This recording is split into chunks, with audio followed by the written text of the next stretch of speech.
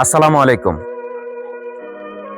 পুরা বৃহত্তম নোয়াখালীবাসী আসলে আমাদের কিছুদিন আগে যে নির্বাচন গেছে 12 তারিখে, এই নির্বাচন হওয়ার পরের দিনে যে একটা গুজব ছড়াইছে আমাদের নোয়াখালী থেকে, যে হাতিয়াতে আমাদের একটা নারী ধর্ষণ হয়েছে।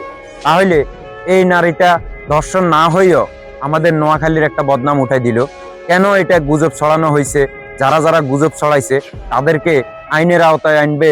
আর এখন এটার তদন্ত করে আলামতে পাই নাই, তাহলে আমরা এটা কেন, যে এই জিনিসটা হয় নাই, এটার নোয়াখালীবাসী কেন এটার ভার নেবে?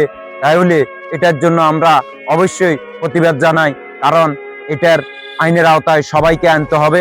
যারা যারা এগুলা গুজব ছড়াইছে তাদেরকে আইনের আওতায় আনতে হবে, শাস্তি দিতে হবে, যেন ভবিষ্যতে নোয়াখালীতে আর এরকম গুজব যেন না ছড়াইতে পারে।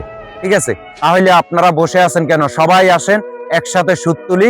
আমরা নোয়াখালীর এই তীব্র নিন্দা জানাই যে যারা এই আলামত গুজব হিসাবে তুলে দিয়ে এখন সারা বিশ্বের কাছে আমাদের নোয়াখালীকে একটা বদনামি করার চেষ্টা করেছিল।